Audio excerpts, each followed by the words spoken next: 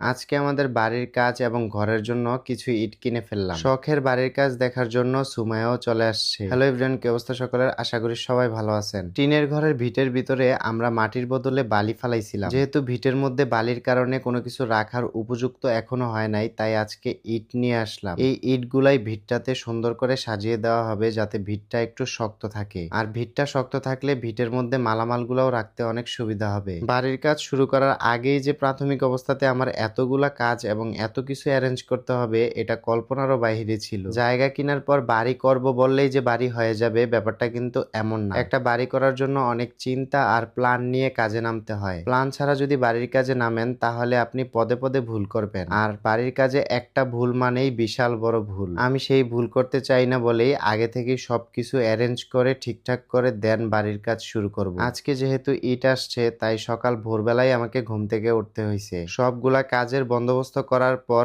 আমি আবারও বাসায় আসছি অ্যান্ড বাসা থেকে সুমাইয়ার সাইফানকে নিয়ে আমাদের সেই স্বপ্নের জায়গায় চলে আসলাম। সুমাইয়ার অনেক ইচ্ছা তার শখের বাড়ির কাজগুলো কিভাবে হচ্ছে সে নিজ চোখে তা দাঁড়িয়ে দেখবে। বাসায় আসলেই সে বারবার আমাকে বলে যে আমি নাকি তাকে ইচ্ছে করেই এখানে নিয়ে আসি না। তাই শত ব্যস্ততার মাঝেও আমি ফাঁক দিয়ে বাসায় গিয়ে তাকে এখানে নিয়ে আসলাম। আমি যাই করতেছি না কেন সবকিছুই কিন্তু করতেছি আমার এই পরিবারের মুখে একটু হাসি ফোটানোর জন্য। তারা হাসি খুশি এবং ভালো থাকলে আমিও ভালো থাকি। আর সাইফান তো বাড়ির বাহিরে আর খোলামেলা জায়গা পেলেই মহা খুশি।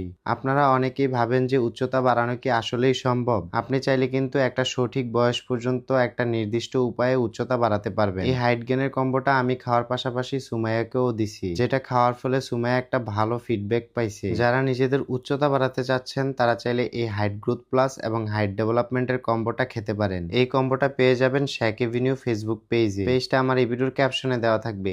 আপাতত দৃষ্টিতে মনে হচ্ছে আমরা বাড়ি করার কাজ অনেকটা করে ফেলছি, কিন্তু আসলে সত্যি বলতে আমরা বাড়ির কাজ এখনো শুরু করতে পারি নাই। এই ঘরটা তোলা নিয়ে অনেকেরই মনে কনফিউশন আছে যে আমরা এই ঘরটা কেন তুলছি। এই ঘরটা তোলার একমাত্র কারণ হলো আমরা যে বাড়ির কাজ শুরু করব সেই বাড়ির মালামালগুলো শুধুমাত্র এটাতে রাখবো। সেই সাথে বাড়ির জিনিসপত্রগুলো দেখাশোনা করার জন্য হয়তোবা একজন মানুষ এটার ভিতরে থাকতে পারে। তাছাড়া এই বাড়ির আর কোনো কাজই নেই। এত কষ্ট করে এত সুন্দর একটা টিনের ঘর তুললাম, অথচ 4-5 মাস পরে এই টিনের ঘরটা আবার ভেঙে ফেলতে হবে। এটা ভাবলেই খারাপ লাগে। যাই হোক, এখানে সুমাইয়া আসার সাথে সাথেই সুমাইয়াকে দেখে আমাদের প্রতিবেশী আন্টি সুমাইয়াকে আমের ভর্তা দিয়ে গেছে, যেটাই সুমাইয়া এখন বসে বসে খাইতেছে। গরমের দিনে এই ঝাল ঝাল টক মিষ্টি আমের ভর্তা খেতে ভালোই লাগে। কারা কারা সুমাইয়ার মতো এরকম আমের ভর্তা খেতে পছন্দ করেন অবশ্যই কমেন্টে বলে যাবেন। আমাদের বাড়ির এই জায়গাটাতে আসলে আমরা একটা অন্যরকম শান্তি অনুভব করি। জায়গাটা দেখতে যেমন সুন্দর ঠিক তেমনি এই জায়গাটাতে আলো বাতাস অনেক ভালোভাবে আসে। তাই এখানে আমি যখন আসি